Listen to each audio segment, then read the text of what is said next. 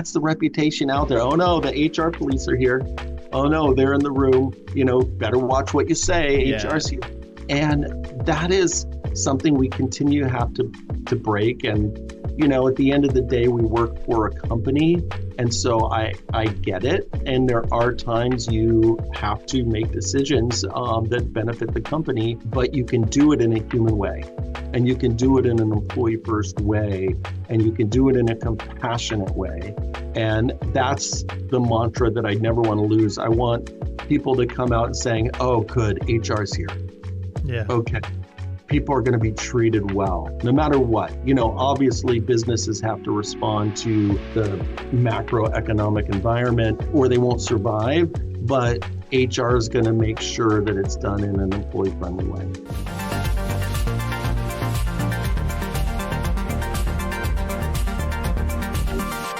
Donovan, welcome to the show. How are you, my friend? Good to see you, Chris. Yeah, I feel like I need your jacket because I'm freezing right now in London. Well, hey, I'm not that far off. We're in the New York metro area, and it's really similar. Yeah, it's chilly. It's definitely chilly. I was in Dubai, and Shane said, "By the way, this is the temperature in the TV studio right now," and it was like -3. I was like, "Great." I was like, I'm really excited to be sitting. There's no beach time for you. Yeah, no, as well. But good. First podcast of the year, so great, Yeah. Good to see you too. Like it was good to see you in person. And how long have we known each other now?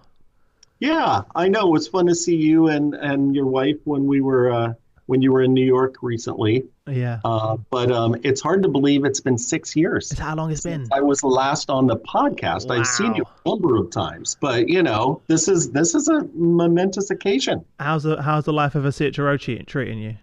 It's good. It's good. It's the calendar just changed, 2025, and really exciting stuff's coming down the pipeline. Yeah. So before we jump in, for those people that may have not heard the last episode, give them a quick background of your journey, some of the companies you've worked with, and then sort of to where we are now.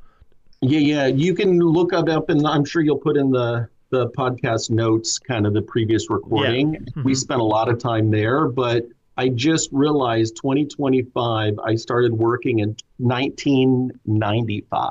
Oh, wow. So it's been 30 years of kind of work, and this is my 5th company.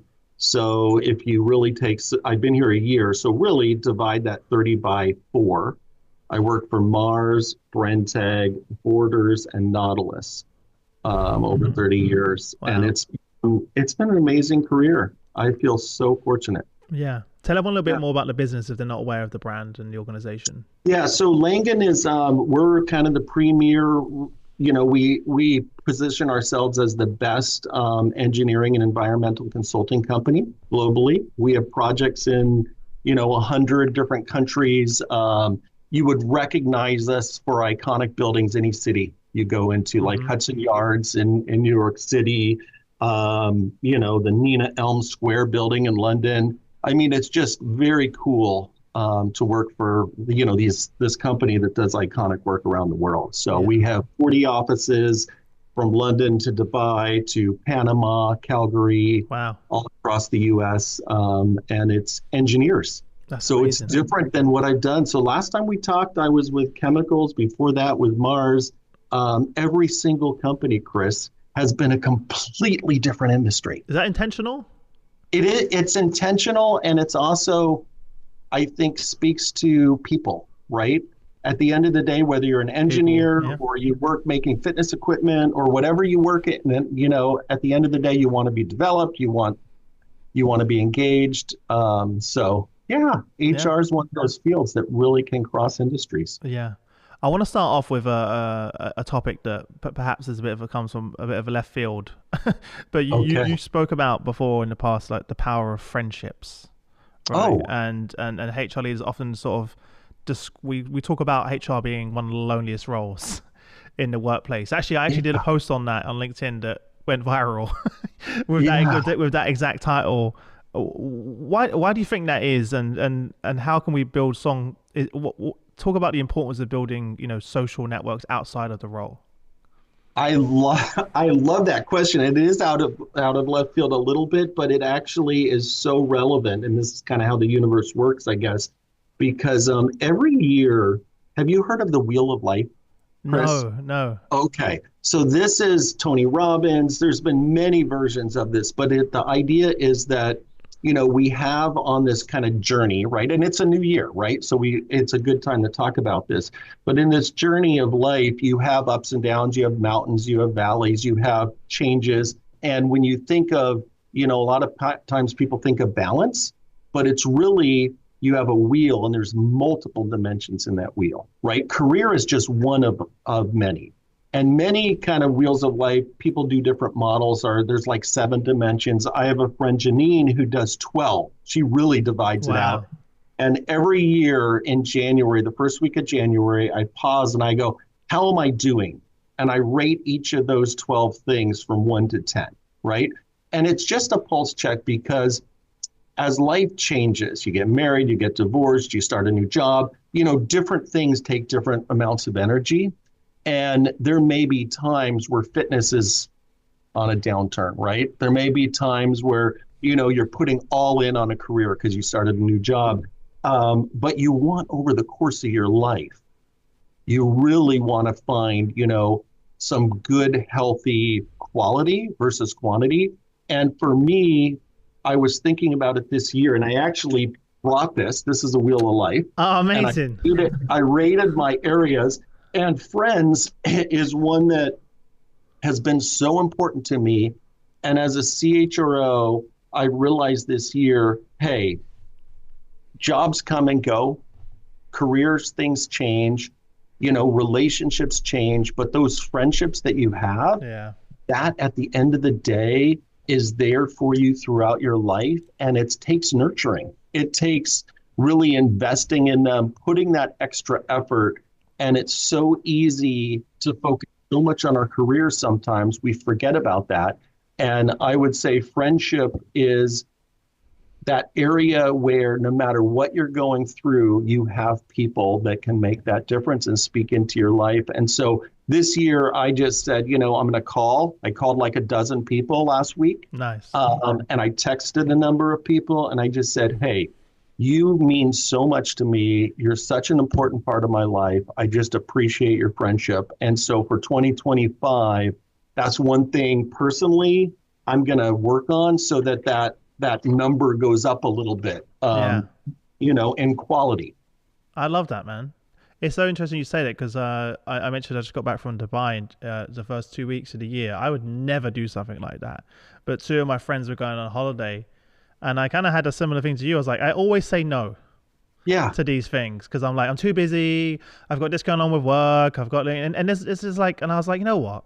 I'm just going to say yes to this time, and I'm going to go on a holiday with my friends and enjoy myself. And I know I'm going to come back to a lot of work and emails, but I was like, life's too short. Why am I working so hard if I can't, do it? So we just literally last minute, literally like a week before, booked the flights, had an amazing time for a week. And I feel like I've just come back way more energized and enthusiastic and motivated. And just, don't get me wrong, it took me a few days to actually turn off, but it was worth it. But to your point, I'd always say no normally, or wouldn't prioritize that. But that's what makes me excel and be better at work and to achieve my goals as well. So I love that you're doing that. Yeah. And it's, there was a book Gallup put out called The Friendship Factor 25 years ago. Mm-hmm. I don't know if you remember that book. No. It's a classic. And it was part of their whole Q10. They have the Gallup survey. And it was, do you have a best friend at work? And that evolved into kind of studying friends. And what Gallup found is those relationships are some of the most important pieces. And it changed my perspective. And I was like, okay, I work all the time. And family is important, but I have to invest in those friendships. Yeah, I do remember that, by the way, now. I just, because I remember it, because I remember at the time thinking, why am I still here? Because I was at the company that I was at for 10 years. And I remember reflecting and being like, it's because I really enjoy working with these people, and they're my friends. They truly are my friends. And I work with Shane, who obviously, who literally is my best friend. You started a company. Yes, with your best friend. So we worked together in the previous company, and so I was like, so your point, like even though recruiters would call me and offer me tons more money to leave every year, the same ones, I'll be like, no, I'm like, I really, really enjoy the people that I work with, and I value that more than an extra 5K on my paycheck at the time, as well. So I do remember that. I do remember. What else is on your will? Oh, you know what? So that is one. Health and fitness tend to be one I go up and down on. I'm hoping to run my 40th half marathon this year. Nice. But it's been one that, as a new CHRO and a new company, I have not put the running in, and that's one of my passions. And so this year I'm like, okay, I'm going to focus on that. Some personal development stuff, some fun. You mentioned going to this last minute vacation. So friends are so important to me. My fun, I put a 5 in. Is that like out of 10 out of importance? So like what is the 5? Yeah, it's kind of what's the quality this year? Like where are you at now in this moment, right? And it can change. Oh, so the number represents where you are at in that moment in time. In the moment in time. Okay. Right. So it's not like the course of your life. Where are you at? It's like today, January 2025. Donovan, where are you at? Just be reflective. It doesn't matter. There's no judgment. And, fun got a lower rating. And I'm like, okay, well, that's fine. I need to have some more fun this year. Yeah, I love that, man. Could you just give us an overview of some of the others? Because you mentioned like there's so many I saw there. What are some of the other types of things that are on there? Okay, I'm sorry. I know. I'm really interested. No, this is so good. And shout out to Janine, and I'll give you her info in the show notes. What's her last name? Janine. Janine Graziano Full. All right, we'll tag her in. We'll find her. And she's fantastic. But she has 12. So she has career, money, health, romance, fun, family, friends, support system, personal development, your physical environment, self-care, and a higher power, higher self. Love that. Which could be like spirituality. Sure. It could be whatever. Yeah, right. Yeah. And so what she's done is where a lot of the Wheel of Lives have like 6 or 7 dimensions, she's divided them out. So like you could have a really good friend network, but you don't have a good support system. And maybe you need to have some help in the kitchen, or maybe you need some help doing the yard work, or, what does your support system look like? And so she's taken these, just went a little deeper.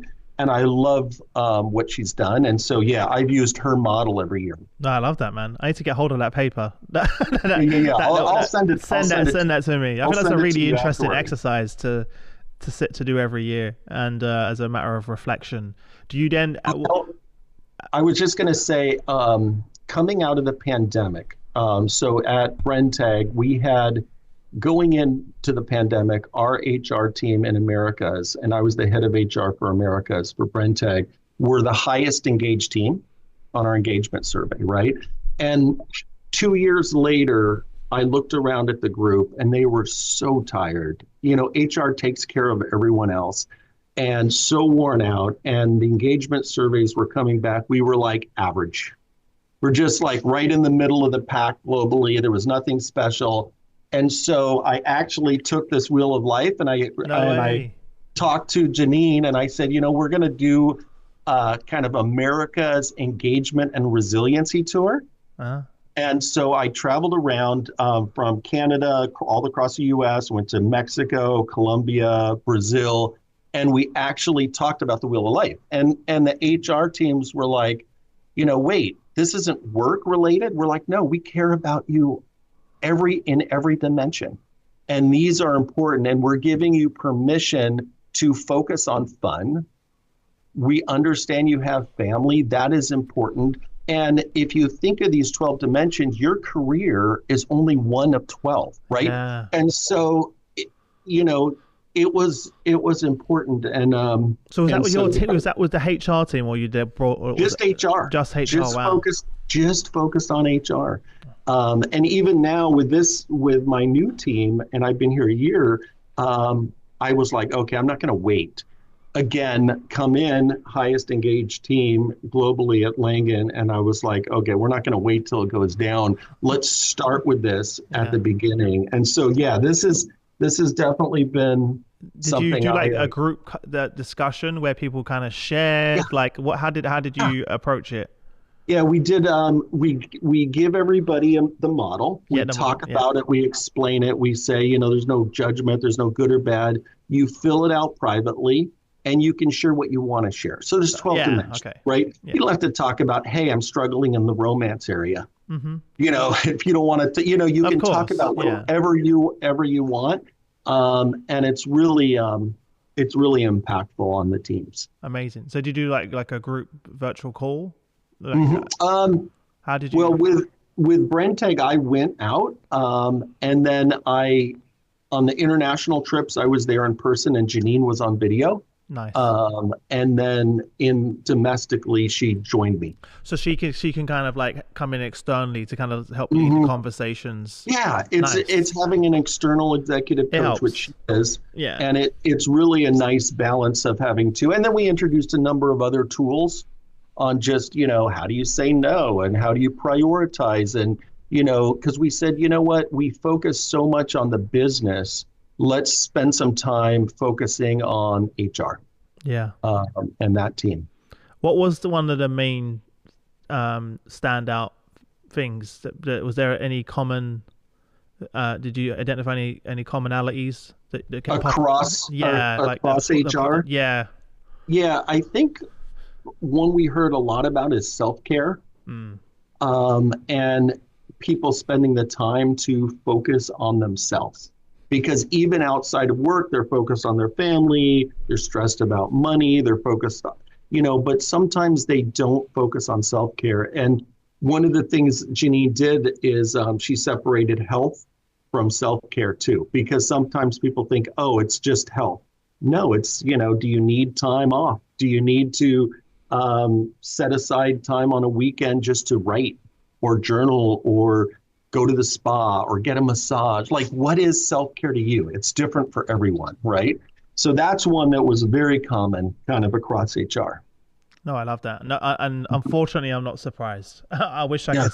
I wish I could say I was surprised on that one, but we hear that a lot in our conversations, right?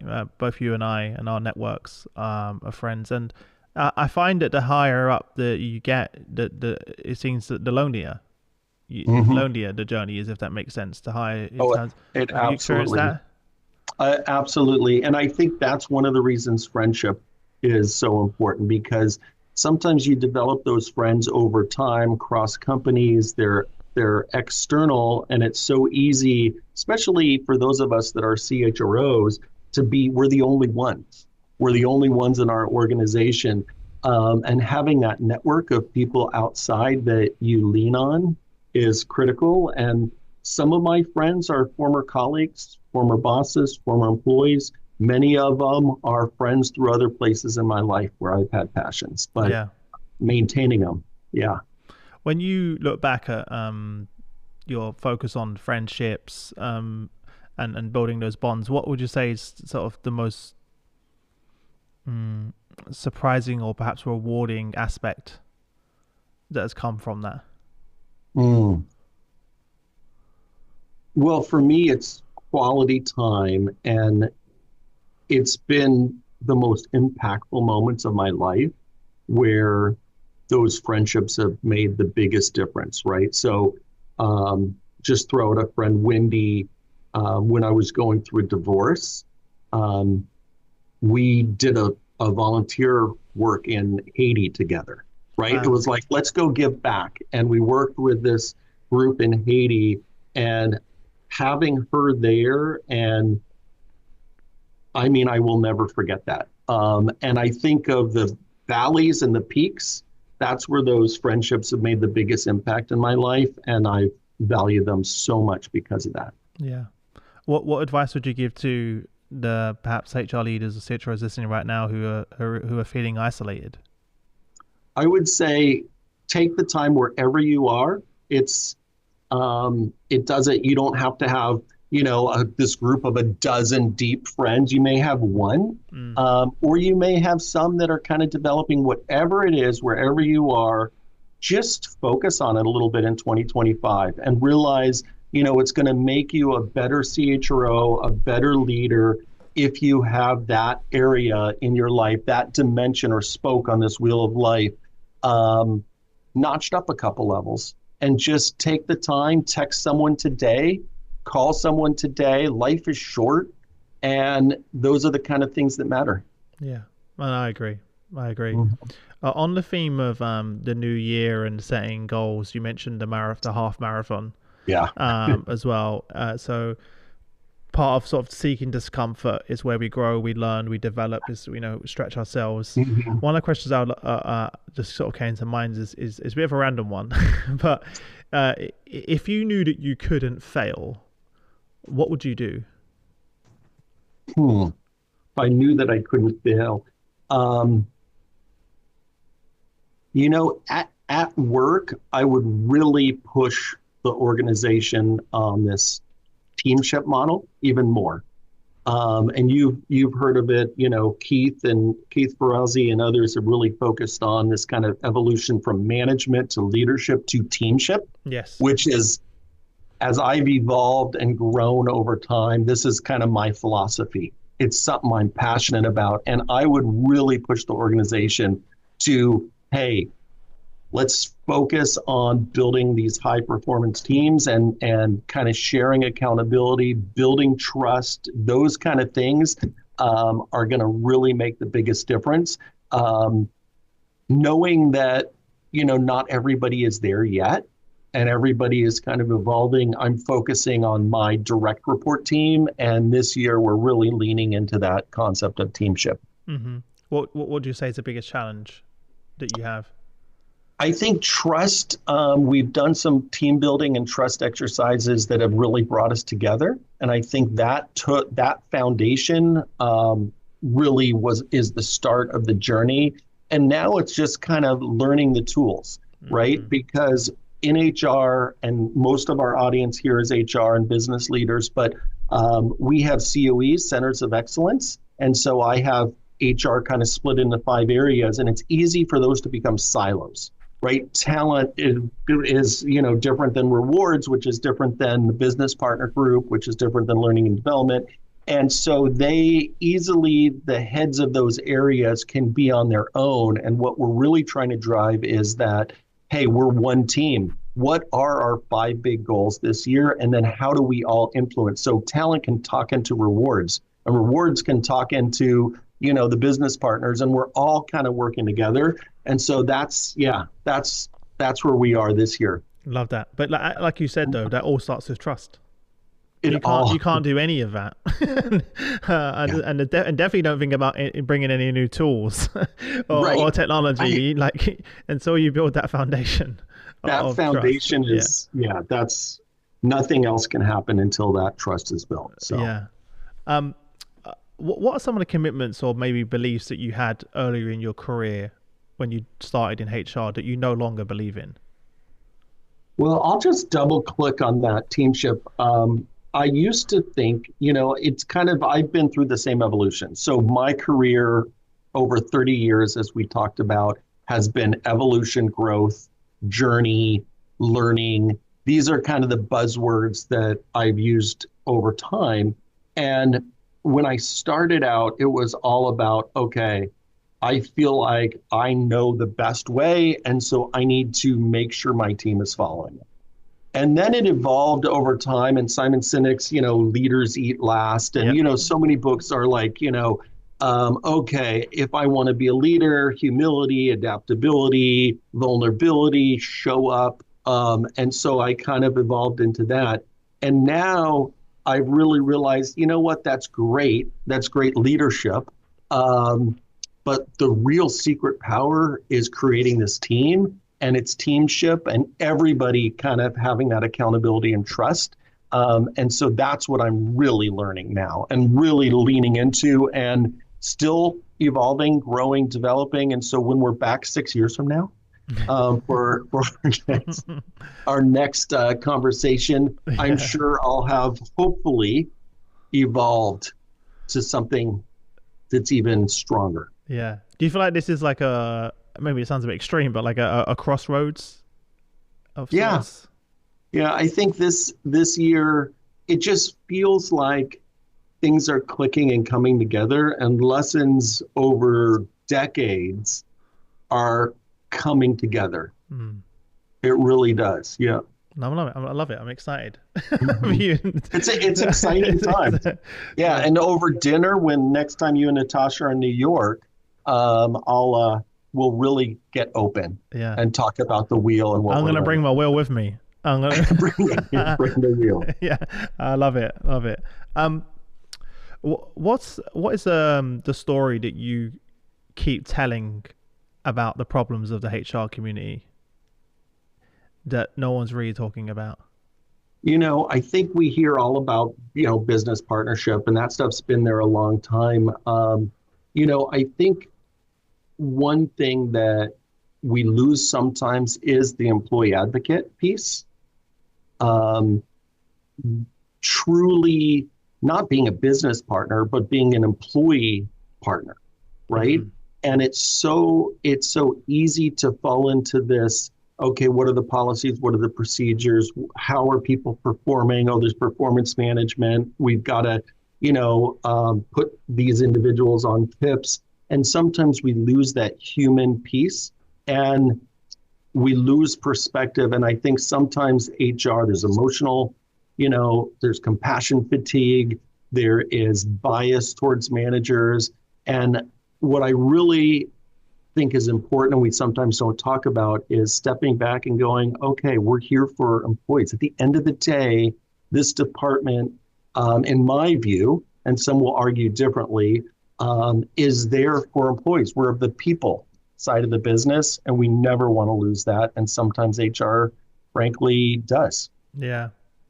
We still have that stigma though, right? I did a video recently where I haven't released it yet, where I went out on the street and asked people, people on the street, what do they think that HR does? And unfortunately, it's still overwhelmingly that the HR works for the business. HR is the policy police. How do we overcome that stigma? I think it's like any stigma. It's actions speak louder than words. I have a good friend who's an engineer, and he likes to tease me. Oh, Donovan, you do an ER, right? Executive relations. Oh, God. Right. And, he loves to say that, because he knows the word ER rather than employee relations. It's funny and you laugh. But at the end of the day, that is the true stigma. And that's the reputation out there. Oh, no, the HR police are here. Oh, no, they're in the room. Better watch what you say. HR's here. And that is something we continue to have to break. And, at the end of the day, we work for a company. And so I get it. And there are times you have to make decisions that benefit the company. But you can do it in a human way. And you can do it in an employee first way. And you can do it in a compassionate way. And that's the mantra that I never want to lose. I want people to come out and saying, oh, good, HR's here. Yeah. Okay. People are going to be treated well, no matter what. Obviously businesses have to respond to, the macroeconomic environment, or they won't survive. But HR is going to make sure that it's done in an employee-friendly way. Yeah. I never said this before, but in my previous company that I was there for 10 years, I did have a gap of a year where I was let go of that company because they were struggling around 2008, like where many companies that was the time were struggling. And it was done in a very, I'd say great way, because it was never great to be told that you're being let go. But they called me a year later and said, hey, Chris, we'd love to have you back, And I went back and I was there for eight more years, right? But because it was done in a way in which, firstly, I knew it wasn't down to my personal performance. I was actually smashing it in terms of sales, but just the rest of the business, it wasn't doing great. And I went back, and it was one of the best. It was the best decision I made. And I only just remembered that when you just said that. I've never said that on the show of 1,000 episodes. I love it as well. But Gemma, I forgot her last name right now. I wish I could shout you out, Gemma, but you know who you are. Gemma in HR was great. and it was done in a very I can't remember exactly how it went because it was so long ago, but I remember feeling walking out being like, okay, this wasn't, it was the business. They just kind of were very straight with me. It was just, Right. no bullshit. It was just, and I was like, cool, okay, I can walk out with my head held high, knowing I did my best, and it wasn't, due to me, and I genuinely believed it, and I knew the business wasn't doing great. And when they called me back, I was like, I really enjoyed working there, and I left the job that I was at and I went back. It's amazing, Chris, that you say that because so many times businesses fail at that exit process. We focus so much on the onboarding process, Yeah. but that exit process makes such a difference. And I see sometimes managers when people voluntarily leave, they almost take it as a personal affront, and rather than create such a great experience when the person leaves, that they will come back in a year, like you did. They burn the bridge. And they're like, why are you leaving? They take it personally. And it's similar when you do layoffs. That employee, if they feel humanized and they feel seen, they're going to remember that more than the fact that the company had a downturn and unfortunately they had to lose their job. There's not the same stigma that there was, in the 80s with that. There's been so many things through 2008 and the housing crisis and the recession and COVID, that losing a job, employees understand, but it's how they're treated. Yeah, that makes the difference. No, I love that. I'm glad we touched on that because we don't talk about that enough. Mm-hmm. I've got an interesting question for you. You're not going to be expecting this one. I wasn't expecting any of them, but I know, but this is great. This is why I love chatting, because it's pure authenticity, and right. To anyone listening, none of this is planned. So as well, someone asked me this recently, and I it kind of stumped me a little bit, and I was like, I'm going to start asking my guests it. What is your contribution to the very thing that you complain about? My contribution to the very thing I complain about.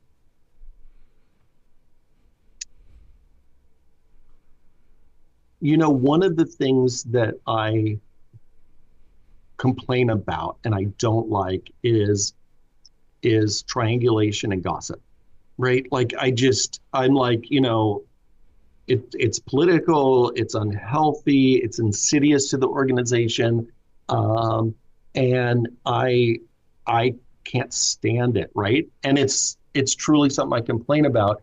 But then almost in the self-righteous, healthy way, I sometimes find myself talking to someone in a coaching way, like, this individual or this leader, we need to coach them because of this. And I try to put a veneer on it, and this isn't the same thing. But it borders on it at times, right? Yeah.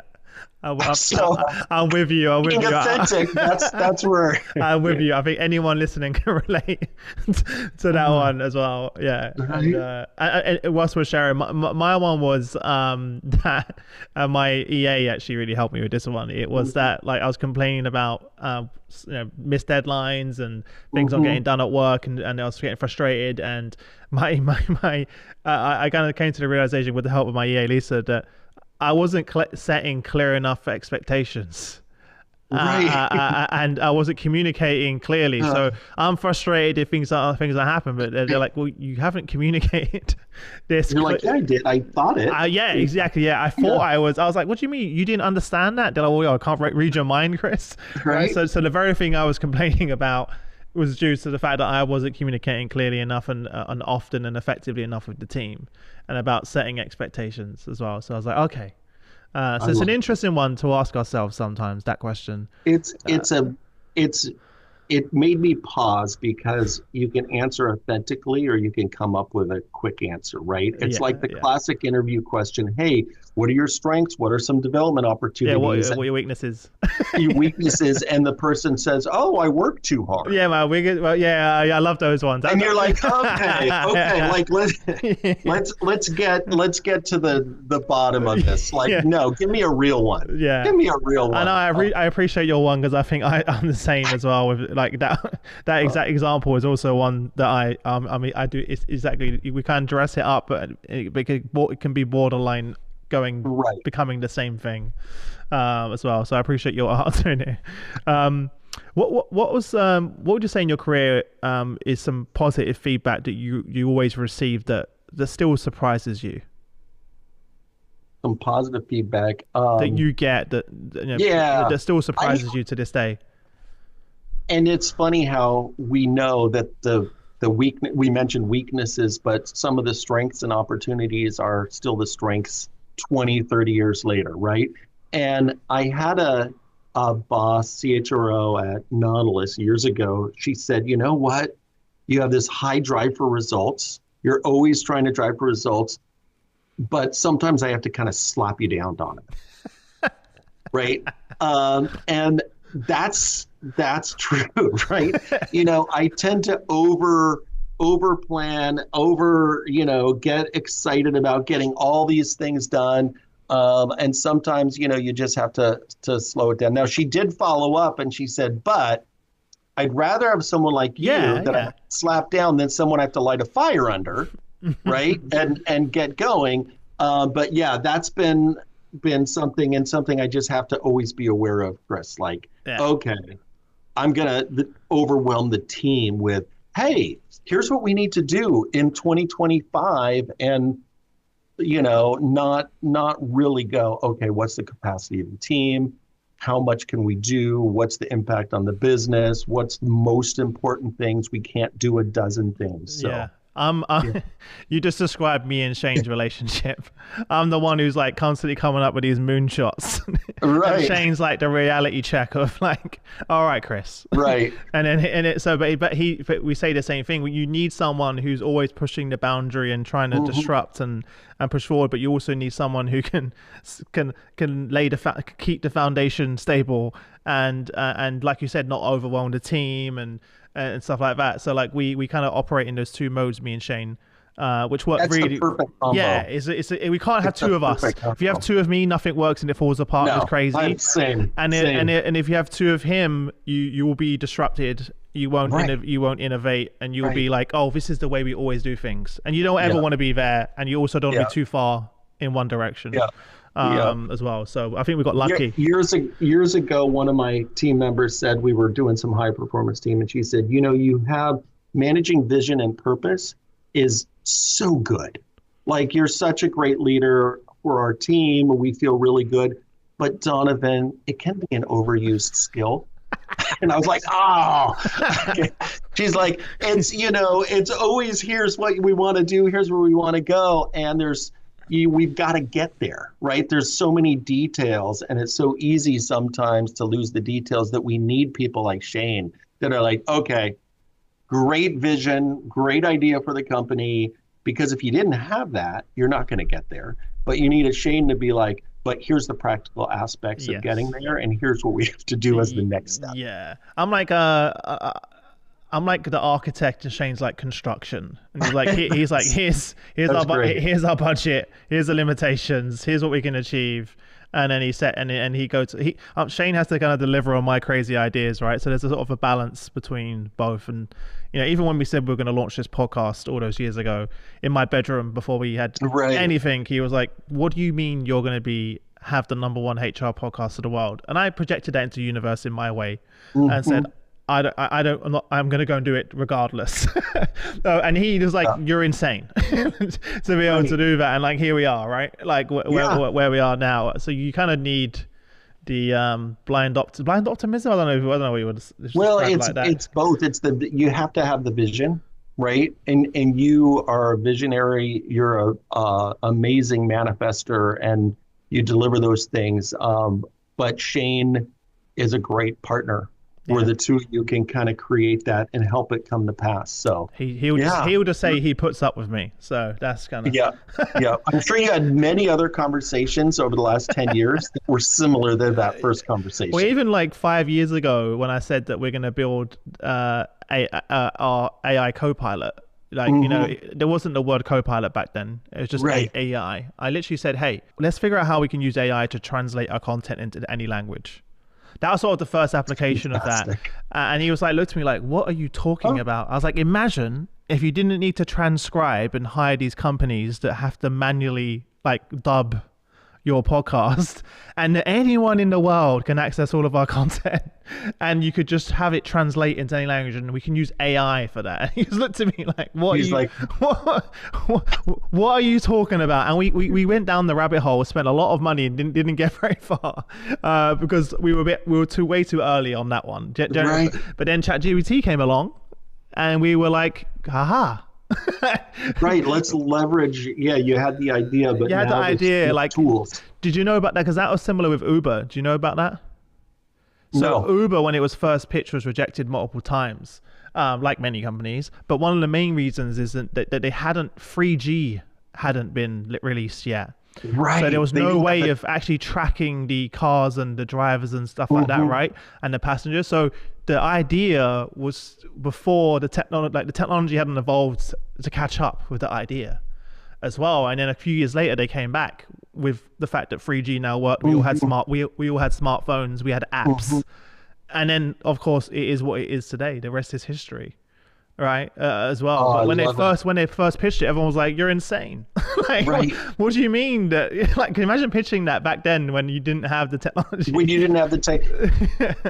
What I just immediately thought of, I think there's so many business ideas where someone will have the business idea, right? Yeah. And it's kind of like the universe puts it out there, and then 5 years later, the technology's there. Someone else leverages it, and they go, "Oh, I had that idea." Everyone says that. So what you're doing with the AI Copilot, Atlas Copilot, and what Uber did was they had the idea, but as soon as the technology was there, they did it. They're the company that did it. Yeah. We were literally like, I was just waiting. It was a matter, like, there's the second ChatGPT, OpenAI opened up their API. I was like, here we go. I was like, because for the longest time we tried to build our own large language model, which was very naive and kind of, we're talking about out of our own personal savings. We're not some huge VC to be able to do that as well. Almost too ambitious along the journey. But yeah, I think that's what keeps me going. I think as an entrepreneur, and is there's something about having the ability to have an idea and then wake up and knowing that you can go into the office and make it and bring it to life, and then seeing the value it creates. That is like a drug. It's hard to. I wish I could eloquently say it a lot better than that. Yeah. But waking up in the morning with an idea, immediately going to create it, and then 2 weeks later seeing it in front of you. There's something about that which is just it almost doesn't feel. I don't know. It's hard to describe. Right. Right. And sometimes it's 2 weeks and sometimes it's 2 years. Yeah, like or 5 years in my case. Right, or 5 years, right? But exactly. You still have that vision and you see it eventually. Yeah. I had someone say to me the other day, they're like, "Oh wow, I can't believe what you created in the podcast, like, in this year. It's been amazing." And I was like, No. 10 years. 10 years. They're like, "What do you mean?" I was like, "You just saw this month, like 10 years, 1,000 episodes." That's amazing. A couple of each episode takes maybe 4 or 5 hours to edit. So you're talking about 5,000 plus hours. That's crazy. Of work. The reps, and no one sees that. They just see the success, or they see the LinkedIn profile or whatever it may be, but no one sees that bit, as well. So doing these things, doing the hard things when no one's looking in the dark, that's the hardest part, I think, that people don't really get, if that makes sense. It totally makes sense, and I love talking to you. I enjoy this meeting. Yeah, and I feel like that's something that I realized about HR. Like early on, is like there was so much work that was being done but no one was seeing it and no one was speaking about it. Right. And I was like, I need to figure out a way to shine a spotlight. On this, and that's why I launched a podcast in the first place. Because like all of this work that's being done that no one really knows and no one really appreciates. This is like obviously a little bit different now, but I'm talking about 10 years ago when we first started. It's like there's like amazing things that's going on that no one really knows about or no one's talking about, and that was the original reason why we launched the show, was just to tell the stories and share the work in the same way that I just described. Well, it's the people are the biggest part of every company, at the end of the day, and that's the role of HR. It's about people and leadership and teams and culture, and those are the things that matter at the end of the day. So, yeah. Last question before I let you go. What are you most grateful for?